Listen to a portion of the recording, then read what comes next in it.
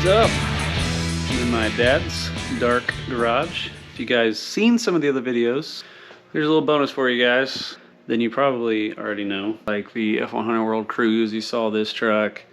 Man, what are some other shows you probably saw? You probably haven't really seen this except when I did the LED lights on the beige truck. So, but anyway, yeah, this is my dad's garage. Probably gonna shoot me for filming in here, but this is a 1967 Fairlane. Long story short, kind of a family car. My uncles, my dad's brother had it, and this is the car we kind of grew up with as kids, if you will. And then I think in '97, my dad got that, which is the original family farm truck, before my grandpa sold it, and my dad restored that. And we restored this 2008, and we restored this, or had it restored actually, after my uncle passed, who is the original owner of this truck, and we kind of did it in memory of him. Hope you guys enjoyed this little bonus, whatever video I put it in, and yeah, appreciate you guys watching. None of this is possible for F100 World, Steel Beauties, all that stuff without you guys, so appreciate it. Subscribe, follow, do all that social media stuff, and yeah. Let me know if you guys want to see a video of me driving this. See if I can persuade my dad into doing that, we'll see. But yeah, see if you guys want more, maybe another video, details on this.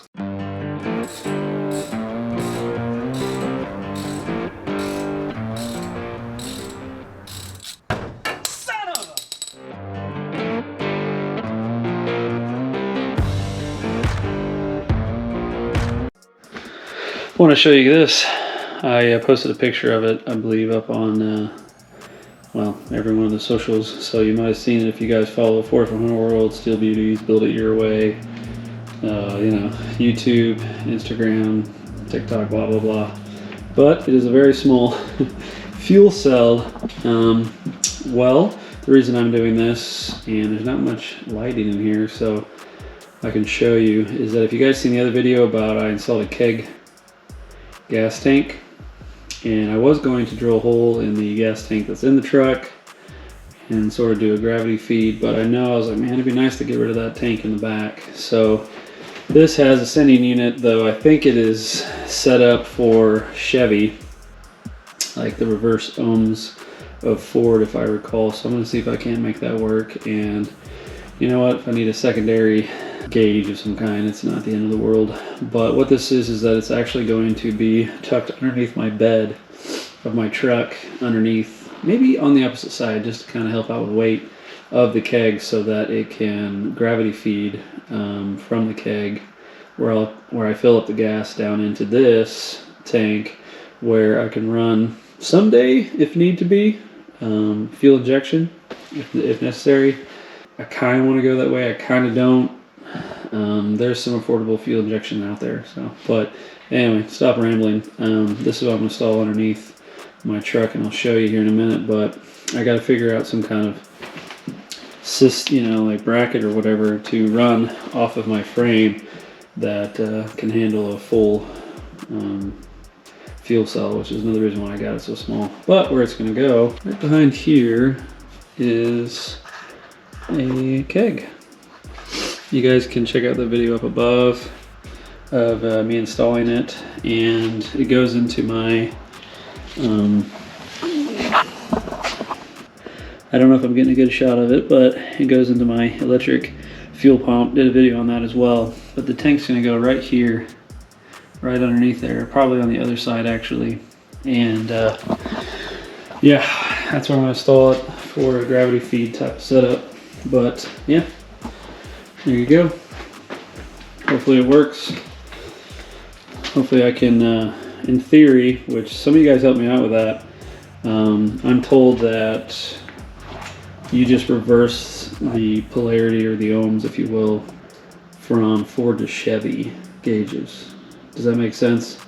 So the way someone explained it to me anyway, is that you know, if, whatever, in this case, green and yellow wire goes to green and yellow, you just reverse it, and supposedly it works. But I don't know, that sounds a little too good to be true, you know, because if that was the case, then I feel like people would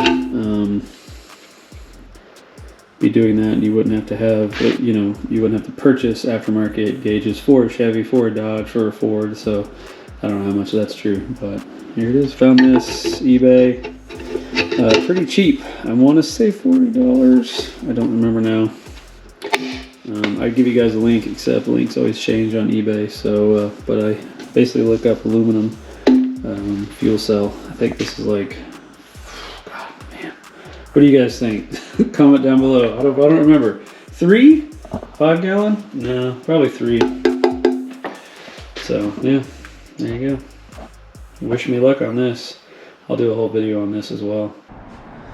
Alright guys, so here's the update on the engine. Haven't changed much, except I did get pulleys from eBay. Don't remember the brand. Probably Chinese. China. Anyway, and so this is a 3V belt, so 3-tier, if you want to call it, pulley down the bottom. It is a heck of a lot smaller than the original one I have, which I will show you somewhere. So this is the original one I had, and it has many options, right? So this is probably close to the size of that one. Didn't really measure it, probably wider. And you keep stepping up. It was nice having 4, but I only ever used like 2. And if I had AC, I assume I'd be using 3. But yeah, so I went to that one. So it's a bit, it's going to be rotating a heck of a lot faster. So I don't know, I guess I'll be running my pump a little more, but I noticed these are I got 2-tier for the water pump, which I already got rid of that one, but it's a lot smaller. I'd say it's probably about that small. It was about right here. So it's, I don't know if that equals that or not, but I guess I'll spin my water pump and my alternator a heck of a lot faster. So that's cool. This also, well, let me finish this. These actually went in really well. So find it for your engine. I think I bought these as a pair. It comes with the pulley for the alternator here, and a little cap, little fancy cap that goes over it. So with that 3 set was about $127, $147. I saw them up for like $179, 100 and 200. I mean, I guess they could just go on up. And the name brand ones were just too much for me. This is a budget build, so I'd rather try to modify a little bit. And I had to on the alternator bracket. So this is that stereotypical alternator bracket that comes along with a lot of the kits that we can afford for those of us that are trying to do a budget. And I mocked it up, and I had to drill this out a little bit more so that this bolt could fit through. I don't think I could have gotten a smaller bolt or some kind of recessed bolt where it started out narrower, which I didn't really want anyway for integrity, but it bolts up here fine on the water pump, and I had to widen this hole up right here to make this fit. Still not done. This is just mock-up, as you can tell, though I will say I did install fully the pulley down the bottom, which aluminum billet, I think I did 20 foot-pounds on the ones down there. These I'd probably do 15, but I don't really care for the whole hex head thing. I thought I did until I bought a whole bunch for my oil pan, and I didn't really care for them. So, but anyway, the kit comes with even more than this, 3 of these, some for wide, some for narrow. I don't know what you'd call these spacers, so I could fill in the gaps here. And so it was pretty nice that it came with that. And this right here, for the original, I'll show you something actually that didn't work and I had to modify. Well, more or less. So technically you can run the alternator up here like this, right? And you can go off, say, that bolt right there. In theory it's supposed to be like that, but if you guys notice, that's a no-go, which is fine with me because I want to run it down here. And there's not really any bolts to run. I don't know if you guys can see that very well, but it hits my fan right here. So I was like, well, I need one that curves, right? And this, I think, is some, it's supposed to, like, you put it there and attach it so that it clears the fan and all that, but it didn't necessarily work for mine. And since I'm running my alternator down, I went ahead and just used, I think I'm just gonna use this, which is the original. I will attach it to this bolt, I believe on the outside, possibly inside. Let me check that real quick. Yes, I can run it on the inside of the bracket here, and from there I'm just going to utilize this because it clears very nicely as it's designed for. So I think that's what I'm going to do. But for those of you that really want this type setup and you have one where you need to run it up top, I believe it was designed for those 302s that had the smog pumps down here. But yeah, you're supposed to attach it to the bottom here. Let's see if I can mimic it for you.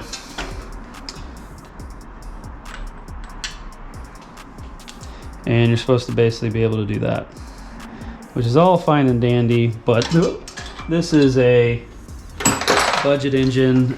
It was cool that I got some billet parts on it. If you guys know anything about aluminum, you got to constantly polish it. So, but I will say the modifications I had to do on this bracket are not all its fault, and here's why. This, for example, these are GT40P heads, right? So they're not normal heads coming on any series of 302s like common ones. They're not even common GT heads, they're GT40P heads. So even though the thread matched up and everything, there is that. And this pump right here is, I think it's a high output, which really doesn't matter for my engine, but it is aluminum. I did that, yeah, sure, for weight. But if you ever know water pumps, no matter how much you paint them or anything like that, I guess you could probably powder coat it, but they always get dirty and rusty. And this will get dirty, and again, I'll have that polishing problem, but it's lightweight, you know, so, and if it gets dirty, I can see it and clean it up. Maybe I'll regret that, but, so I'm running a different kind of water pump. All the bolts are in the right places and stuff, but it is an aluminum, which was not original, so on and so forth. So I assume those brackets are meant to be on original parts. So there you go. That's the rundown of these brackets. Pretty good kit. I can't remember how much I got the alternator bracket for. I am, however, purchasing a chrome one. And boy, in this era, it's hard. Like, you got to really do research to find out, because both they use the same for Chevy and Ford in regards to the housing, with some similarity or differences rather. A lot of people are like, buy a Chevy alternator, chrome alternator, they're cheaper, and just bore this out. And I'm like, well, okay, but then I'm gonna run into complications with that. So I don't know, maybe on a budget, like I said, that's what you do. I'm going Ford and I'm buying a chrome one. It's like 20 bucks more. But yeah, so here it is, the aluminum cover on my chrome Ford alternator. And then here's the old one, which is still pretty new. Thought about just taking the zinc look, swapping this out on here, just in case I have another one. Still might do that, I don't know. Because, I don't know, you guys probably don't care, but this is, billet aluminum and this is chrome, so it doesn't really match, so it's like, what does it matter? But yeah, I don't know. Here it is, what's going on there, but I'm gonna leave a lot of this stuff off. This is installed so that when I put it in the truck, I don't bang anything up. I know this is already stuff gets scuffed up real easy. As you can tell, I put it in a wonderful safe place, but anyway. Alrighty guys, this is what we're doing next. Here's the mess. I will be saying that a lot. Because I swear I'm organized in every other part of my life. Anyway, right here, the brand is TD, Performance Products. You guys might be familiar with this, I am not. I have no idea if it is a good product, but I found it. It is reasonably priced. And if you guys haven't told what it is already, it is a sandwich plate for your oil filter. And I would like to, this is just kind of fun for me. I don't think I ever need an oil cooler, but I would like to run one if I ever need to. So I bought it, and I can already see inside there. It's pretty good. Looks like they do okay. But I'm going to put it on there and see if I like it quality wise. And if I do, I'm going to keep it and run an oil cooler on it sometime. So I think we're going to install that. But here it is, like I showed you. Comes sandwich plate here. I've seen these in like purple and red and all that type of stuff. I assume it's aluminum. And I chose this, just sort of plain, because that kind of goes with the chrome / aluminum, billet aluminum, black theme of my engine. So And you got your 2 ports there, and this piece goes into the center there so you can install it onto your block, which I'll show in a minute. And then of course you got your gasket, your seal there. But my only complaint is that I wish it came with fittings, or at least something to block these off. So now I have to go find some stuff to block these off. So this is why you just keep everything, if you can, in regards to bolts and screws and stuff. I actually dug around, I had it organized. Dug around and I found some of these right here. So, and they both fit pretty good. Grab some of my thread seal and get these suckers installed. Problem solved. Alright, so installing this, you'll have the O-ring. And I'm going to take a little bit of oil, because I'm old school. Put it around the ring, if you can see that. Pop her in. The ring almost looked like it was too big for this, but put some lubricant on it, some oil, and then there you go. Finger tight. I think what they want you to do is like choose the direction you want this to face. I'm not quite sure because I don't know where I'm going with it, which you can always change it. But I guess I'll go out like this, maybe at an angle, and then tighten it finger tight. And then the size, at least of this one, for the bolt is 1 1/8. A very odd socket, but I had it, so. And you torque it to 25 foot-pounds, but I'm gonna go a little bit lower than that. There you go. I will say, installing this, if your fitting has a very small, I don't know if you guys can see it, a very small lip, I guess, for your socket to go on, it was kind of an issue. So that's something to note when you're purchasing it, which they show you usually the fitting that they have on the picture. So left a little bit to be desired on that, but gotta take out your filter, grab some oil. Actually, it's already pretty good, so you guys know, lubricate the end. Let's see how she installs. There you go. Boy, that's pretty good.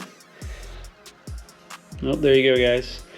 I just quickly installed a sandwich plate so I can run an oil cooler someday. You never know. Maybe some kind of oil, secondary oil pressure sensor, because this bolt right here is the one for the diaphragm type. So, Alright, cool. Alrighty guys, here is a little tech tip for you. So when you are installing thread tape, you want to make sure that the ends of where you end up the thread tape to be and you tear off is not in regards to the rotation, so righty tighty lefty loosey. For example, I want to start on this side and wrap it around. That way when I righty tighty, you see where it's at? When I righty tighty it, it'll just seal and go into the threads. So there's a little tech tip for you. Also, this is standard, and I've already done it all, as you can tell, but make sure you get the thread tape that's made for oil. So let's do a little experiment here. Will standard thread tape hold up to oil? I guess I'll find out. Wish me luck. There's your little tech tip. Follow, subscribe, do all that jazz. Thanks guys.